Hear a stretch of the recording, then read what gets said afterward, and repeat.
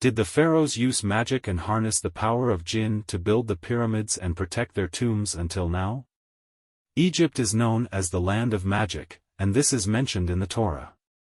Indeed, the ancient Egyptians excelled in magic to such an extent that when our Lord sent our prophet Moses with a miracle, it was magic, enabling them to perform magic. So, let's find out the origin of the story and talk about magic in ancient Egypt. The ancient Egyptians had two types of magic. White magic, which was not intended to cause significant harm. For example, if someone loved another person, they would use white magic to make that person love them back. If someone wanted to gain favor with the rulers and the people, or if someone wanted to succeed in a specific matter, they would use white magic.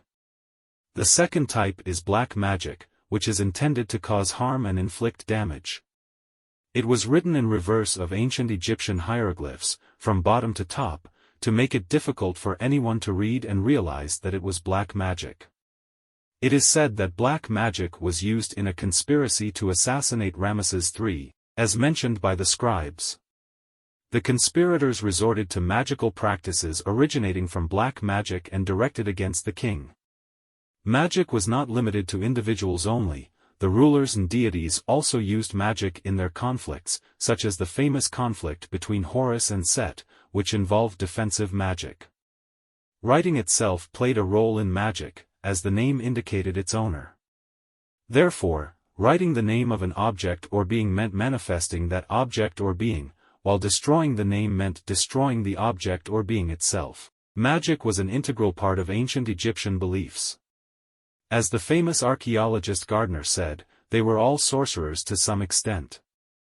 If you focus, my friend, you will find that doctors, priests, scholars, astronomers, astrologers, and others used magic and had great skills in it. Magic was not limited to a specific person, anyone in the villages could practice it.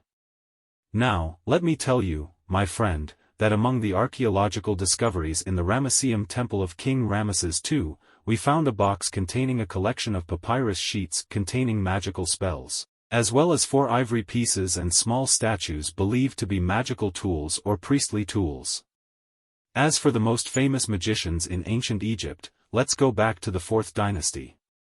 We will find a very famous papyrus called the Westcar Papyrus, which tells more than one story, and each story is different from the other, but what they have in common is the presence of an experienced magician in each of them. Among these magicians was Dedi, who split the sea in two for King Sneferu when a jewel belonging to a girl who was with the king in a boat fell into the sea. Dedi was able to retrieve the jewel for her. Another magician named Jedi had great magical abilities. He could reattach a severed head to its body. He did this during the reign of King Khufu, and he also made a series of prophecies that would happen later. Finally, the question that comes to your mind now is, after all this mastery, did ancient Egyptian magic help in the construction of the pyramids and the protection of the tombs? If you liked the video and benefited from it, don't forget to subscribe to the channel, activate the notifications bell, and like the video. I have all the archaeological evidence that indicates the skill of the ancient Egyptians in magic, but there is no evidence that they used jinn and magic in construction and building in all the ancient ruins. Like the broken pyramid in Dashur, the broken coffin in the Egyptian Museum in Tahrir, and the inscriptions depicting workers and craftsmen pulling tombs, these are all evidence of the ancient Egyptians building their civilization by themselves. So, my friend, you have now learned a brief overview of magic in ancient Egypt.